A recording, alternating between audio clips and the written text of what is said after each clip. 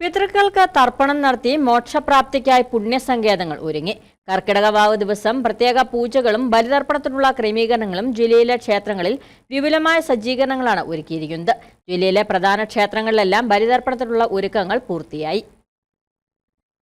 പിതൃതർപ്പണ പൂജകൾ നടക്കുന്ന ജില്ലയിലെ എല്ലാ ക്ഷേത്രങ്ങളിലും ഒരുക്കങ്ങൾ പൂർത്തിയായി. തേർഡ് ക്യാമ്പ് മഹാദേവർ ക്ഷേത്രത്തിൽ കർക്കിടക വാവിനോടനുബന്ധിച്ച് ക്ഷേത്രക്കടവിൽ ബലിതർപ്പണത്തിനുള്ള സൗകര്യങ്ങളുണ്ടായിരിക്കും.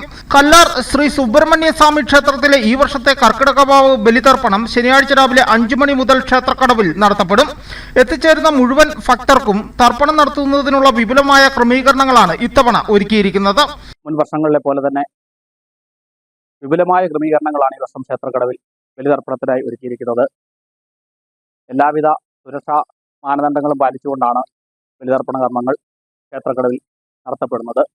ശനിയാഴ്ച രാവിലെ 5 മണി മുതൽ ബലിതർപ്പണ കർമ്മങ്ങൾ ആരംഭിക്കും. ബലിതർപ്പണത്തോടൊപ്പം പിതൃനമസ്കാരവും നടത്തപ്പെടും.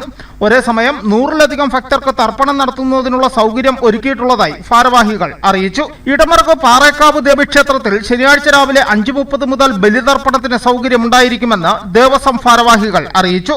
വഴിത്തല SN പുരം ശ്രീ സുബ്രഹ്മണ്യ സ്വാമി ക്ഷേത്രത്തിൽ രാവിലെ 6 മുതൽ ക്ഷേത്രം മേൽശാന്തി പ്രതീഷ് ശാന്തികളുടെ കാർമ്മികത്വത്തിൽ ബലിതർപ്പണം ആരംഭിക്കും. വണ്ടമറ്റം കുറുമ്പാലിമറ്റം ദേവീക്ഷേത്രത്തിൽ ശനിയാഴ്ച രാവിലെ 5:30 മുതൽ 10:30 വരെ വൈക്കം ഉണ്ണിശാന്തിയുടെ മുഖ്യ കാർമ്മികത്വത്തിൽ പിതൃതർപ്പണം നടക്കും.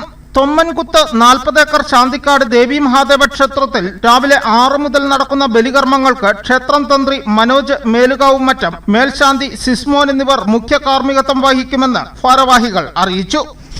News bureau, Udumbanchola.